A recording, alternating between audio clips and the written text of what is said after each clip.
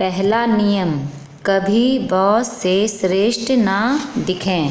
विचार, अपने से वरिष्ठ लोगों को ये महसूस करने दें कि वे आपसे श्रेष्ठ हैं। उन्हें खुश और प्रभावित करने के लिए अपनी योग्यताओं का ज़रूरत से ज़्यादा प्रदर्शन ना करें। अगर आप ऐसा करेंगे तो परिणाम ठीक उल्टा होगा। वे भयभीत और असुरक्षित महसूस करेंगे। इसके बजाय अगर आप अपने बॉस को ज़्यादा प्रतिभाशाली बताते रहेंगे तो आप बुलंदियों को छू लेंगे। शक्ति की कुंजी, हर इंसान में असुरक्षा की भावनाएं होती हैं। जब आप लोगों के सामने अपने गुणों का प्रदर्शन करते हैं तो उनमें द्वेष, ईर्ष्या और असुरक्षा की भावनाएं जाग जाती हैं। ये स्वाभाविक है और इसका कोई इलाज नहीं है। दूसरों की ओछी भावनाओं की चिंता करके आप अपनी ज़िंदगी बर्बाद नहीं कर सकते। बहरहाल, अपने से ऊपर बैठे लोगों के प्रति आपको एक अलग नीति अपनाना चाहिए। बॉस से श्रेष्ठ दिखना या उससे ज़्यादा प्रतिभाशाली दिखना शक्ति हासिल करने की राह में शायद सबसे बड़ी गलती होगी। ये सोचने की मूर्खता ना करें कि दुनिया लुई 14वें और मेडिसी के युग के बाद बदल चुकी है। ऊंचे पद पर बैठे लोग राजाओं और रानियों की तरह होते हैं। वे अपने पद पर सुरक्षित महसूस करना चाहते हैं।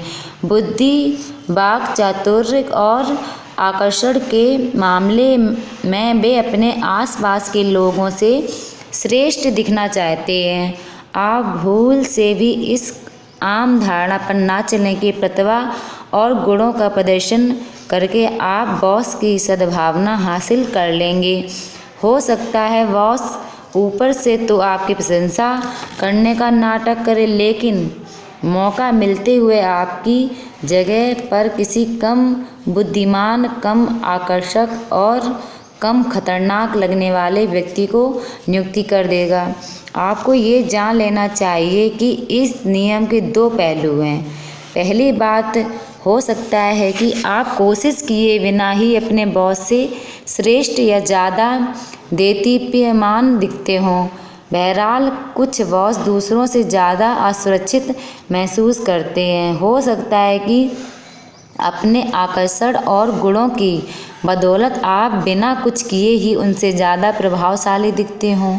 अगर आप अपने आकर्षण को कम ना करना चाहें तो भी कम से कम आपको आत्म प्रदर्शन के इस दैत्य से बचना चाहिए और बॉस के साथ रहते समय अपने अच्छे गुणों को दबाने का तरीका खोजना चाहिए।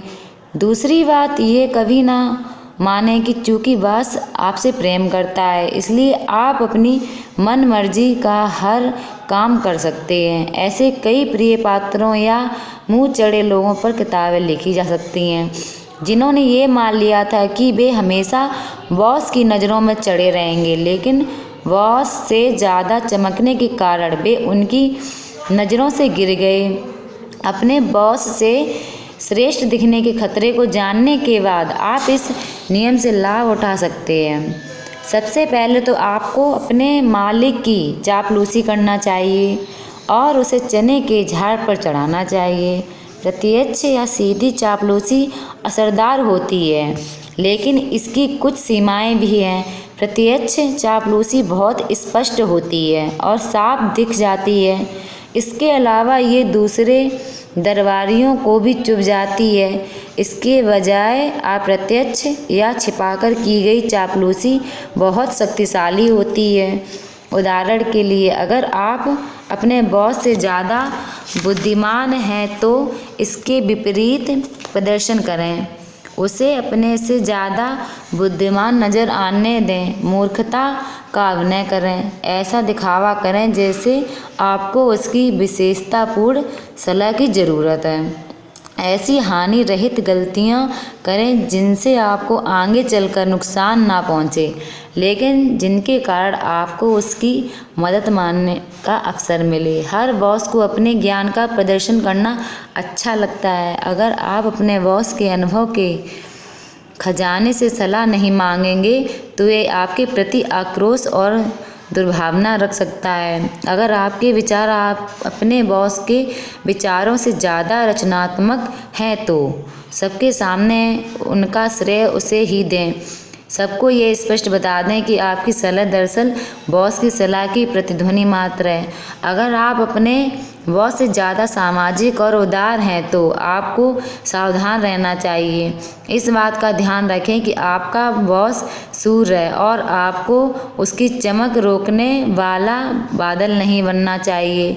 सबके सामने हमेशा बॉस को सूर्य साबित करते रहें, जिसके चारों तरफ हर व्यक्ति ग्रहों की तरह चक्कर लगाता है। उसे शक्ति और प्रकाश का पुंज बना दें, उसे ध्यान का केंद्र बना दें। इन सभी मामलों में अपने गुणों को छिपाना कमजोरी नहीं है, क्योंकि इसके परिणाम स्वरूप आपको शक्ति हासिल होती है।